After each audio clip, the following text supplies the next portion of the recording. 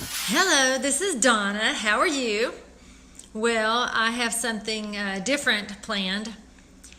I'm not even sure who's going to look, who's going to watch, but I have a personal testimony that I want to talk about.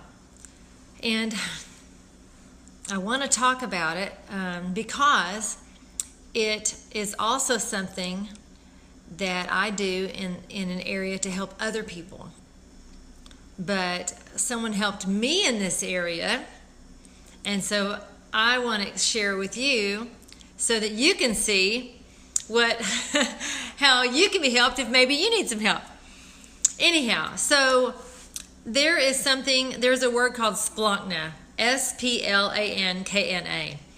and the word means the subconscious. And there is a protocol called splankna that I am trained in, and it has been a life-changing protocol for me to use for others, and also partnering with other people who have helped me be healed in some areas that I didn't even know that I had issues in. And so I met a lady some time back, and I went to see her, and I had a meeting with her where she used this protocol. And she brought healing to me in an area deep inside that no one knew about. And when that happened, I said, I'm in. That's it. I'm telling you what, I was at the training like in the next 3 weeks. So this is what I want to talk about. So the word splankna, again, means the subconscious. And I want to talk about something that I've been freed from, something that I've been healed in the area of, that maybe it would encourage you. Okay, so I've got my notes with me from the session that took place with me. So I'm just going to share with you what happened. So when I was 4 years old, there was a situation where I was on a dirt road with a friend, a little girl, dirt road with a friend, and she and I were playing with our sand buckets. Listen, when I was a little kid, because I'm older, when I was a little kid, our sand buckets were metal. Oh my goodness, they weren't these little plastic little light things here, they were metal. And anyhow, what happened is she threw the sand bucket at me and it hit me in the head. And when it hit me in the head, I started to bleed profusely, and I literally screamed bloody murder, and I ran all the way home. I ran up the dirt road, I ran to the left, and by the time I got to midway on my driveway, my mama was outside those doors and she was running. Why? Because she heard my voice. She knew something was going on with her daughter because I was screaming bloody murder.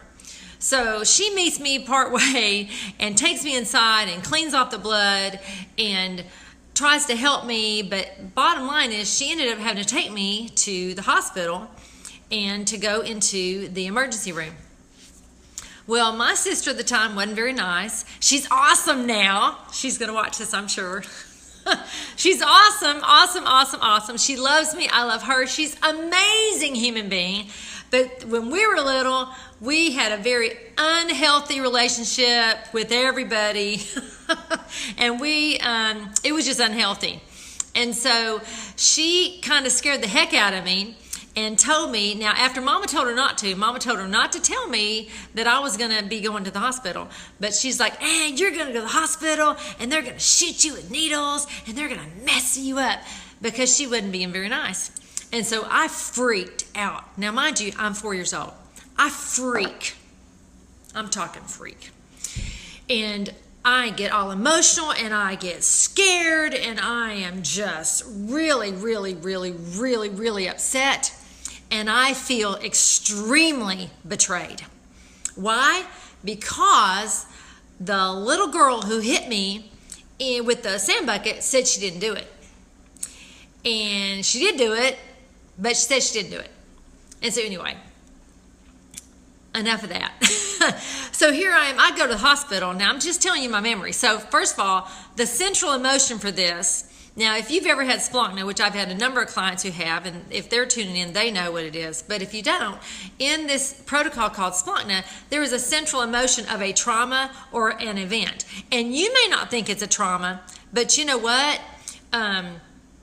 Our body can call something a trauma when we think it's not a big deal. Well, at 4 years old, me getting hit in the head with a sand bucket was a big flipping deal, let me just tell you. And so my mama has to take me to the hospital. Well, by the time she gets me to the hospital, I am literally hysterical. Now, I'm only 4 years old, right? But I'm hysterical. And I'm a big girl, even though I'm only 4. I was just bigger for my age.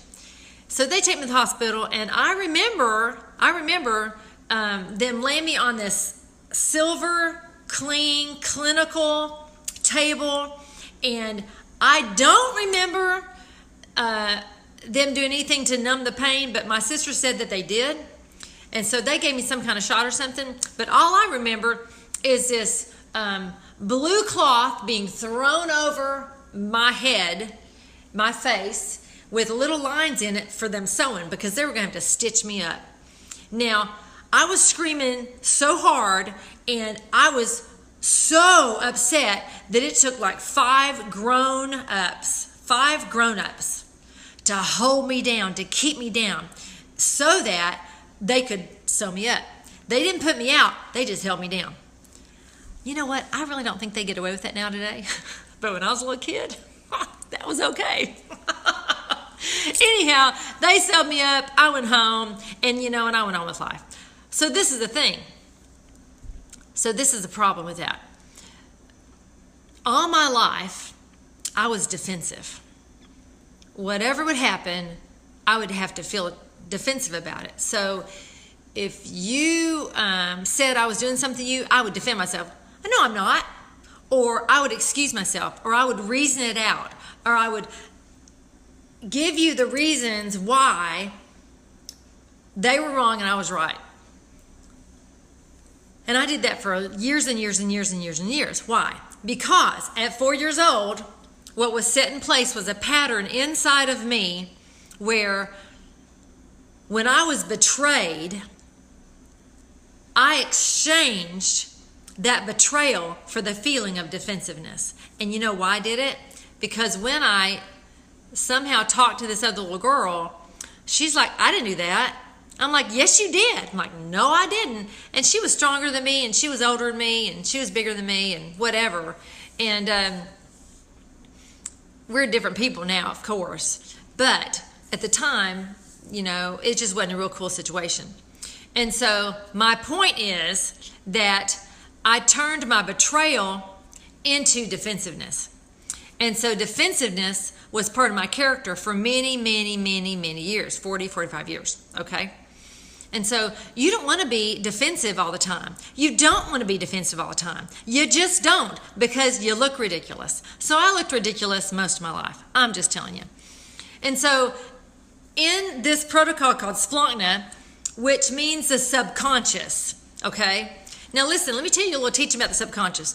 The subconscious, your thought life is really, really powerful. God talks about your words being powerful.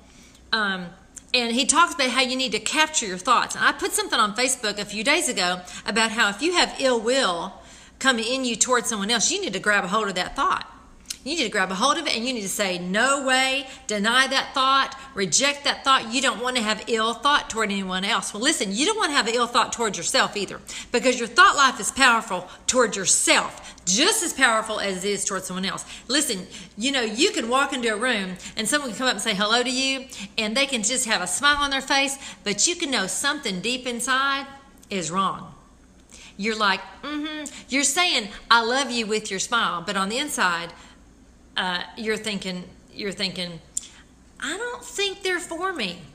But you can't put your finger on it.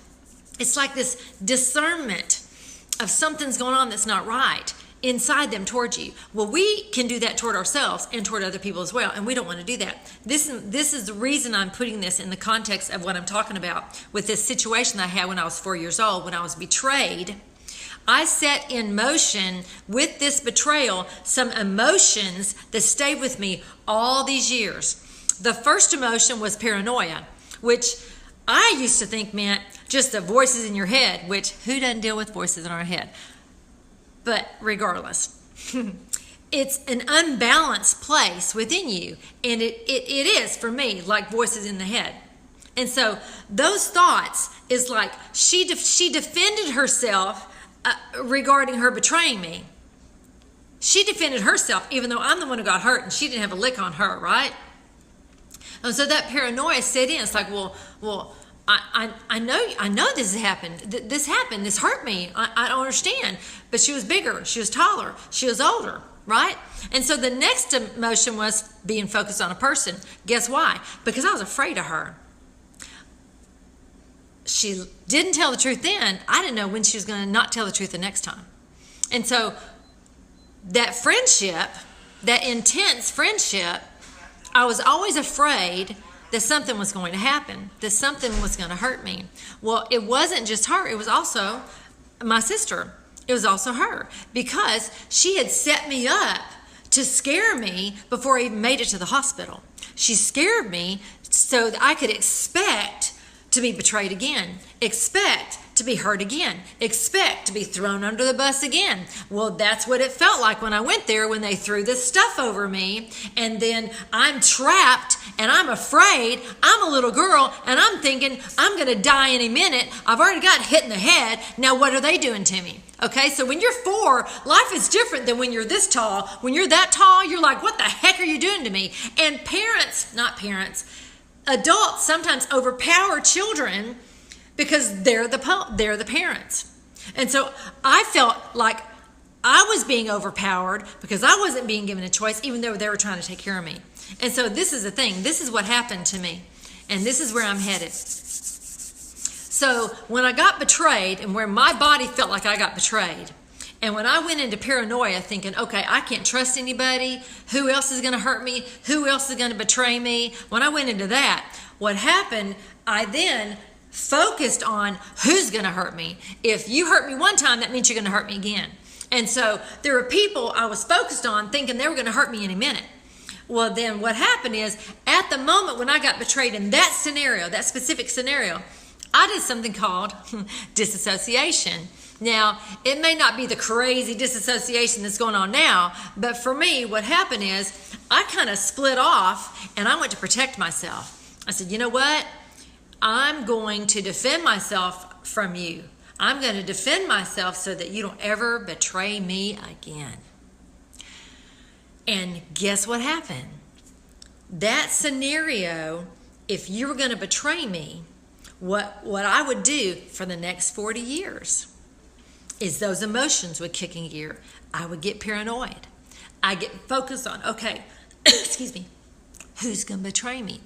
Who's going to hurt me? Why? Because those emotions were set so strong inside of me. And the intention that was put toward me, feeling so betrayed, me thinking I was betrayed, was so strong that those emotions grabbed a hold of me, and they held me in a pattern for 40-something years. Excuse me. And so this is the point. When I disassociated,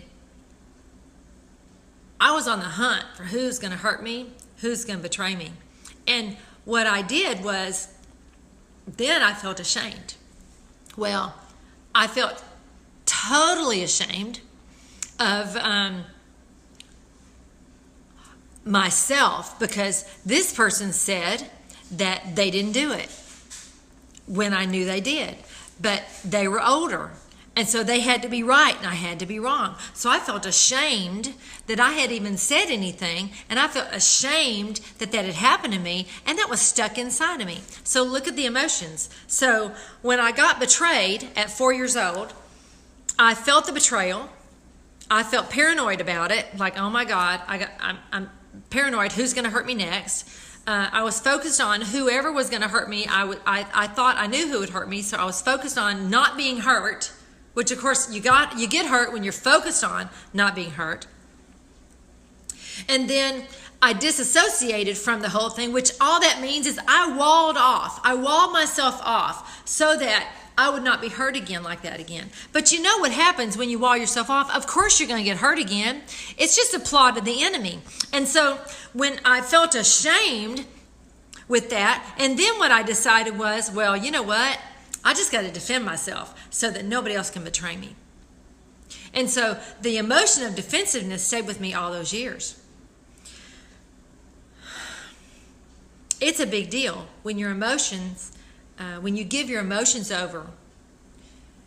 Like, it's almost like the enemy owns your emotions in that area. And that's an intense thing to say. I know some people don't believe in an enemy. That's fine. Whatever. But we are supposed to be able to govern our own emotions. And if walling something off to protect yourself isn't always governing. It's hiding, it's protecting yourself, it's self-protection, all those things. It's totally intense. Really? So I'm gonna have to start over, is that it? Can anybody hear me? I love this. So this is, you know, me starting over is probably not gonna work. I don't know what to tell y'all. Well, you know what? I'll delete it and I'll start over. How's that? I don't know how to stop it.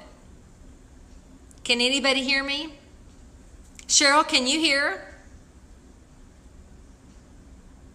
Cheryl, can you hear me? Because I've got 4 people who can't hear me. Really? Hey, Craig.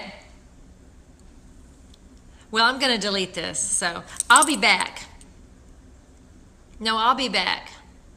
You can hear me? Well, you know, I'm going to have to start over now that I don't know why people can't hear me. You can hear me, right? Well, I wonder why people can't hear me. Anyway, I'm just going to keep going. I'm sorry y'all can't hear me. I apologize for that, but there's some people who can, so I'm just going to keep on moving. And so I'm going to recap since I interrupted the whole deal. At 4 years old, I got betrayed by someone. I said yes, but it is typed no. I said, so you do hear me? This is turning into a party.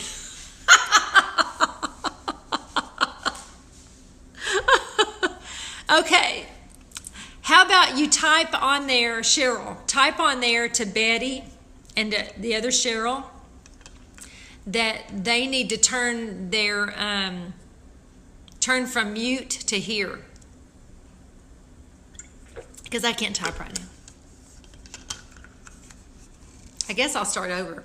Because that kind of stopped everything. With 10 comments so far. Yeah, everybody wanting to hear. Anyway, I'm just going to keep going. And so this is the thing. When you deal with something that splits off, or you just deal with an emotion, if you deal with an emotion and an emotion that just continues to rise and continues to rise and continue to rise, and it rises year after year after year after year after year, more than likely it's some kind of agreement or some kind of program set in place that you aren't even aware that it's there, but it came because it was a set trauma that came in, and it was such a stamp on your life. It stamped your life in such a powerful way that you almost get trapped in those emotions until you can recognize those emotions, until you can recognize that you're defensive all the time, until you can recognize that you're looking to who's going to betray you again, until you can notice that you actually are behaving in a very specific way. Does that make more sense? And so in this situation, after I got freed from the disassociating myself through the area of being defensive, when I called that defensiveness to come back to life in me so that I wasn't defensive anymore, I got tested, because then I had areas where either I would get accused of something or someone would tell me I was wrong about something, and I would want to defend myself. And so I had to literally retrain myself not to defend myself anymore. I had to retrain myself. That's the renovation of the mind. That's just having yourself put in a place where you renew your mind in the area of that emotion so that you don't do that anymore. And see, this is the thing. Emotions are strong, and the body is the one it determines if something is a trauma or not. And sometimes you can think something's not a big deal, but your body might think it's a big deal altogether. Lovely. And so it took me quite some time to stop and go, okay, I'm not going to defend myself in this. Or I would defend myself and I'd walk away going, darn, I defended myself. Dadgummit. And I would stop and I'd change my mind and say, God, forgive me. I'm sorry I defended myself. And I would either go to that person if it was necessary, or I would just privately really note, okay, you did that, stop that. Until eventually I had a new area in my mind that was a different response. You train yourself to have a different response. You train yourself to have a different response. It's not just, woo, it's all gone and it's all good and yay, it's all wonderful. It doesn't work like that normally. And if that worked for you, that's awesome. But it doesn't usually work that way for me. Usually I have a process I have to go through. And it's a deep process until I get it, until my subconscious understands that we're not doing that anymore, until I'm governing my subconscious instead of my subconscious governing me. And listen, I just want to say, this whole thing with the subconscious, when we're born, like when we're conceived in our mother's womb, we're alive. And we have thoughts, we think, we respond.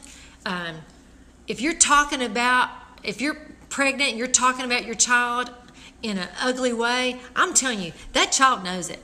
That child can grow up with low self-esteem because you had low self-esteem. That child can grow up hating themselves because you hate yourself. That child can grow up distrusting everybody on the planet because you distrust everybody on the planet. Because the subconscious inside you, when a child is inside you, is real and it's alive and it's ready to rock and roll. So anyway, back to what I'm saying. So in this scenario, in the Splunk, which is the protocol I'm talking about, when betrayal came, I exchanged it basically to defend myself. And I pushed betrayal aside and said, okay, I just got to defend myself against people that I think are going to hurt me or think they're going to betray me. And so that's how that works. So I just want to encourage you today to look at your emotions. Do you have an emotion that rises up? And maybe it doesn't even rise up in a way that people see, because some people are really quiet. But you know what's inside of you, and you know what you're thinking on the inside, and you know what you're saying on the inside of you, even though somebody else may not know. And I want to encourage you to consider your thought life. Is your thought life in alignment with what is good for you and good for someone else? Is your thought life ashamed? Is your thought life always looking to see if somebody's going to hurt you? Is your thought life in complete distrust for people around you? It could be that when you were in the womb, distrust was poured into you from your own mother or your own dad or whoever was around you. And those are emotions you can get free from. Those are emotions that you can have a change of mind about. Those are emotions. And this is the thing about the emotions. I didn't talk about this earlier. In Splunk, it is a protocol that identifies toxic emotions that are poured inside the organs, that are poured inside the body. So maybe, paranoia might be settling inside the small intestine, or maybe it settled inside the thyroid, or it settled inside the adrenal system.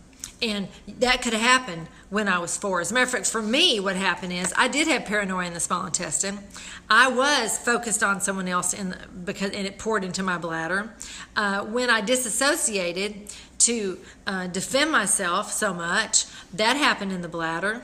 And when shame was hitting me, it went into both kidneys. And all those emotions were really, really strong. And they trapped me in a program that said, I got to always defend myself. And I got to always defend myself from being hurt because somebody's going to hurt me. Now, I'm not like that anymore. I was delivered from that. My mind has been renewed in that area. I've been renovated in that area. That whole area has changed with me. And it did take my cooperation with Holy Spirit so that it could change. I wanted to change. I wanted to not defend myself all the time because it looked ridiculous. I'll be 55 this year. If I'm going to look ridiculous, I want to be ridiculous on purpose for something different than that. You know what I'm saying? Anyway, I bless you today. I just wanted to talk a little bit about Splankna, Splankna. You can find information on my website, www.brave.com, brave2braver.com. I use this with a life coaching business where I help people get free from their past so their future doesn't have to look like their past. And that's exciting. And so anyway, I'm going to be coming on from time to time and explaining about different emotions and how they can affect your life and what they can do with you that's not positive. And I'm going to encourage you to get free from things that won't let you get free. Anyway, this is Donna, and the topic today has been betrayal and defensiveness. And if you have any questions, you can private message me. Blessings. Bye-bye. Hi, this is Donna Reiners. You can visit my website at brave2braver.com, BRAVETOBRAVER.com. Talk to you soon. Blessings. Bye-bye.